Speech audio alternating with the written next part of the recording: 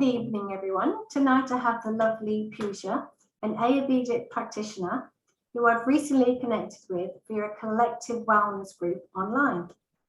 Hi, Puja. Thanks Hello. so much for joining me this evening.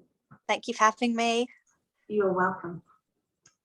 So a while back, I put an Instagram poll out asking people what helped them in their grief. And you kindly responded and wrote, and I'm going to quote, "I had Ayurvedic support, which was 100% amazing." Now, I only have minimum knowledge of Ayurvedic medicine, but what I do know, and I hope I'm correct here, is that diet is crucial. For those who are watching and listening, and they maybe don't know anything about Ayurvedic medicine, could you expand upon that, please? Yes. Ayurvedic medicine centers on the digestion and its metabolism, if you like. We know that you are what you eat. We kind of all agree on that, eating healthily. And we're now coming to, the talks about the gut biome in the West and how all of that centers and it affects your thoughts and emotions. That's what Ayurveda is, and they knew that 10,000 plus years ago. Sister science of yoga. It treats your mind, body and soul, so nothing's in isolation. You can get physical armor or toxin, but you can also get mental armor or toxin, and it's about digesting your food, but also digesting your thoughts and digesting your emotions, and that's how to be balanced. So it's a very holistic view. And just to be clear, I'm an Ayurvedic practitioner. Ayurveda isn't regulated in the West. Someone can call themselves a practitioner that has studied for 2 weeks. I studied for 2 years. That I went to an Ayurvedic doctor, to be very clear, and they do several years of medicine in India or Sri Lanka. So practitioners, I look at us as a gateway. Sure. And I support people with a lot of things. If it was anything chronic, when you see your GP first, but then there's Ayurvedic doctors. Then you have what I like to call out the gateway bridge keepers. And that's what you are. That's what I am, and also I'm from the culture, so I know some extra little cheap bits. Yeah, no, I'm sure. It sounds fascinating, and I have an interest in the emotional side, of course. And I know from my own experience, not with Ayurvedic medicine, but with how trauma and grief can affect the gut, absolutely. How it can affect all sorts of chronic illness in my health, which I have. So, it resonates a lot with me. I don't have the wisdom, but I'm very curious. There's so much to it. It can be very... I'm sure. It is holistic. So for example, I was very attached to my mother. I'm very attached to my mother.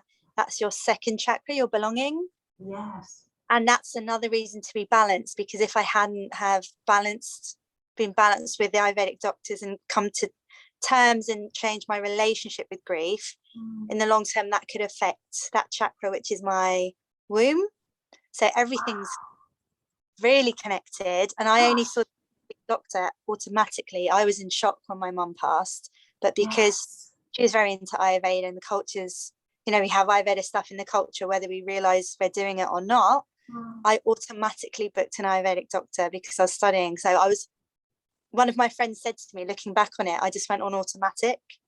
Yes, I wondered. Yeah. Autopilot. Yeah. But it paid off wonderfully. Weird automatic, isn't it? Ayurvedic doctor, but also I was seeing the Ayurvedic doctor who gave me herbs to balance the shock. At the time, I thought it wasn't doing anything. It wasn't until we tried to take me off of those that I couldn't leave my flat. I couldn't leave my flat. I was sat on the floor just devastated. And then I thought, actually, it was doing something. That the Ayurvedic doctor was very clear on. See a grief counsellor also. She gave me different tools. Yeah, so brilliant. with all this, even with Ayurveda, it's not a one-stop shop. Yeah. It takes work and it's a lot of other things. And I went to the gym and I think I said to you, I know you spoke, I had a grief team, I call it. You did. That's a lovely way of putting it. You're right. Because we can take support from different areas and the fact that Ayurvedic is holistic and it allows for those to come is superb. And it's fascinating, even in shock, that you had this profound kind of insight. This is where I'm going. This is where I feel I need to go, which was the Ayurvedic doctor. And even though, sorry. I think it was my mum holding me by the scruff. Wonderful. Yes, lovely. Oh. Oh, that sounds so lovely. Oh, bless. Oh, that sounds so lovely. I really like that. In me, so I think she guided me. Oh, well, yeah, my daughter would agree with that. You know, she, as I say, she's Ayurvedic trained as a practitioner, and does all sorts of other healings. And yeah, she has profound insight too. So my next question for you was around food or diet, if you like, in grief. So how did your Ayurvedic knowledge help you nurture yourself in those early throes of grief? I think you've already mentioned that you were in shock initially. I was in massive shock. Because my mum had been poorly for a very long time. She knew a lot about Ayurveda, but from being in this country for many, many years, with some ailments, they didn't know how to deal with them. So they would just whip an organ out and then whip another organ out. Wow. First it was thyroid, then it was something else. And Ayurvedically, you can balance that. So she was ill for such a long time that when she had the heart attack, I just didn't expect her to pass because she's a little hard nut. Yeah. She's a little tough nut. And, you know, I've seen her for many years. She was diabetic. I spent 1 week with her in hospital, sleeping in hospital on the bed, on the floor, wouldn't leave, would meditate with her, just look after her, make sure she didn't, you know, at one point they were calling her completely the wrong name and I stopped them. I just pulled one in and I said, please, can you read out her name? Now, can you pronounce it? And she pronounced it correctly. And I said, why have you been pronouncing it incorrectly? She said, oh, I heard someone else say, you know, even simple things like, that's big. No, that's big. Fighting corners, and you know, someone came in with a dirty mop to mop the floor. I didn't let them mop the floor. I just had such a horrendous traumatic week anyway, but I got to spend that week with her, which was amazing. But I was in shock, so I kept going out and buying cigarettes, which I haven't done for many years, and I was just smoking because I was on automatic shock. So at first I had no appetite at all. No. And then when I saw the Ayurvedic doctor, they put me on herbs. She said to me that smoking was my way of grounding, my way of holding something and having, you know, holding something in my hands. Yeah, I get that. When you're in shock, you're everywhere. So you're everywhere. You're anything but grounded. Grounding. But then after a week or two of the herbs, I stopped smoking like that. And then I started eating grounding foods, things to hold me to the earth. So nourishing, grounding. Second my mum died, I started meditating every single day and in grounding meditations. And the Ayurvedic doctors that I've trained with that I saw, they're Buddhist, Sri Lankan. And what I love about that is I think because I'm British born and bred, I am mostly British, I'm a bit Indian. I get to take the things that are really brilliant from different places. I get that. So seeing Ayurvedic doctors that are Sri Lankan and Buddhist, because I'm not Buddhist, they had their suggestions and told me what they do, and that Ayurvedic doctor suggested rituals, and the things she suggested a little bit different to the rituals that I know of Hindu wise. I grew up in Catholic school, you know, I got to sort of different strands, of course, and then almost, it's not like a pick and mix, but you know what I mean, you were able to bring things together that suited and fitted you at that time. It was almost, you tailor-made it for you. I do think it is a bit of a spiritual pick and mix, and I just think that the Western way, because I couldn't find any grief things, you know, comforting grief things on the Western side, but the Eastern side, not that I can't speak for the East, but the Hindu side seemed a very... So at the funeral, a priest will talk about yoga. That's what yoga actually is. So the priest will say that, you know, you're leaving your body, like you shed clothes and your spirit goes to the next, your soul goes on. So that is yoga, which is why I find people being disrespectful very it's used, it's actively used. But there is a bit of an element of don't be too sad because that soul's gone. And I was like, I want to be sad. I want to pray. I'm so pleased you said that. You know, you said that. Yes. Yes. So there's the west side of, when I say Western, I'm only talking about London. I can't talk about the whole. No, of course. Yeah. Yeah, no, I get it. Cold side of not talking about anything. Yes. There was this side of you do the rituals, but then, you know, I felt like I needed something else. So I went on a real exploration to find what there was out there, and there wasn't that much out there, which is why I got excited when I saw your account. You did. Yes. There needs to be more tools, not just one tool, not just go to your doctor. Yes. My doctor tried to put me on antidepressants or suggested. I said no. Yes. And then the doctors told me there was a 6-month waiting list for. Yes. That's short. Here it's 9 months. The last client I had said it was 9 months for her. Yeah, and that was a few years ago, and you know they're under pressure. You know, I was around trying to put together my own. Yeah. You say pick and mix. Sounds a bit frivolous, but no, but it's a spiritual pick and mix, and it's a grief pick and mix, and I think it sums it up perfectly. And it's so interesting for you to say, you know, from your experience as in London, because from the people I've met and supported, a lot of them, we recognize that in our culture, we shut down talking about grief, we shut down talking about death.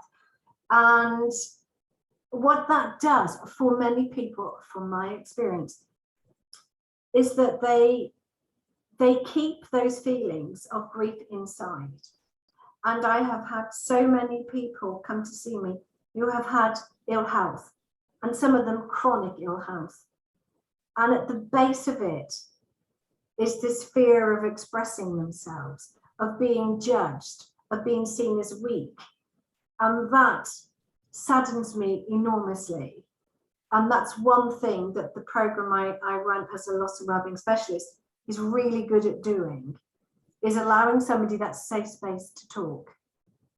That ties in perfectly with Ayurveda, because grief sits in your and anger sits in your liver. So emotions can make you ill. And a few people that I've seen myself, I haven't seen loads, you know, I've seen a good number, but I've only been qualified for about a year and a half. Well, congratulations on qualifying. Thank you. And I can see the amount of people that have lost someone significant and then an illness has manifested. Oh yeah, many. And the interesting thing, and maybe this is the same with Ayurveda, I don't know, but when they do a program like the one I deliver, or counselling or therapy, where you're able to share and express or offload, in my experience, sometimes some of those health conditions, they reduce massively, or they even disappear. It obviously depends on the type of person, depends how long it's been happening, and all the other kind of triggers that go on in the body, but it's quite considerable. And I think it does highlight for me this enormous need to be able to express. It's this the mind body soul connection, which again, when I say the West, actually the indigenous of the West have always known that too. So when I say the West, I mean modern society have not really linked. But even when I had the Ayurvedic treatment to stabilize a shock, I was treated for a good 4 or 5 months first. Then I had a bit of panchkarma, which means 5 actions. One of those things is a massage, and they put it's called a pichu, made of, I think, dough or something like this around my heart chakra, filled it with warm oil. I had a massage. And after that, I cried the whole way, just crying. It's like all the emotion, not all, some emotion was lifted. And before, I'd felt like there was an elephant on my chest. And after the herbs and the massage, I felt a bit lighter. Wonderful. And I'm not saying that one lot of treatment and, you know, everything fixed everything. It's all been a really long journey. And it's just given me space to change my relationship with grief. So now I think I said this to you last time. I water. Yes, you did. I water our love. It's not gone. It's stopped. No, I agree. But it just means you don't give me any back chat. I look at it like that. I love that, Puja. It's like, sorry, Mum, I've got selective hearing. Yeah. Love I that. meditate, so every Oh. she's with me, she always will be. I'm made of She her. she always will be, and that's something that I say to people with the program. You know, they say to me, when will the pain go? And I say to you, you know, I can't say, but what I can say is that you'll always love him or her, you'll always miss him or her, and you're more than likely always going to feel sad. But anything that you, in my program, that you wish you'd said or done or hadn't said or done, this is the opportunity to do it, and it can release so much pain. So we would word recovery before we yes said that's the recovery part, because I'd question you did anyone yes the word that's recovery. right, that's right, yeah, from grief, and then Dawn yeah, no, and it's a really good point, because as I said to you before I pressed the record button, I think grief is a process, and it's all to do with love and loss, and it changes us. It has to, because the person we've loved is no longer here. It's going to have a profound effect on us. But for some people, particularly with a sudden death, from my experience, when they have felt, oh God, I wish I'd said or done or hadn't said or done, the program, the Grief Recovery Program, does give them the chance to do that in a safe space, and every element of their emotions and their experience is validated. And we're not good at that generally in society. So it's a breath of fresh air to be able to say to somebody, do you know, I loved it dearly, but my God, he or she drove me mad. You know, just, you can talk about it, and it's wonderful. And I think it sits really well with what you do. And I love the way that you explained about the yoga and about, you know, the soul lifting and everything. I thought that was just wonderful with the funerals, and it's lovely. And it brings me nicely on to one of my other questions. So a lot of people I see, understandably, there's shock. I mean, you mentioned shock, there's anger, and there's intense sadness. And I'm just wondering, because we know, both of us know, that takes a toll on our mind-body health. This is a big question. Is there any Ayurvedic advice, medicine, diet, food that you might, and I know one size doesn't fit all, you could maybe recommend or advise for somebody that might benefit them, or maybe they could avoid? Because going back to what we said earlier, you mentioned that the Ayurvedic doctor gave you some kind of herbs for the shock. So I just wonder, is there anything, and I do appreciate it's a complex subject and we are all individual. But yes, if you could just talk about that, if you're okay talking about that. Sure. I'd say firstly, don't take herbs by yourself, because so many are available. You can even go into Boots and buy Ayurvedic herbs, which in my opinion you should be able to. I agree.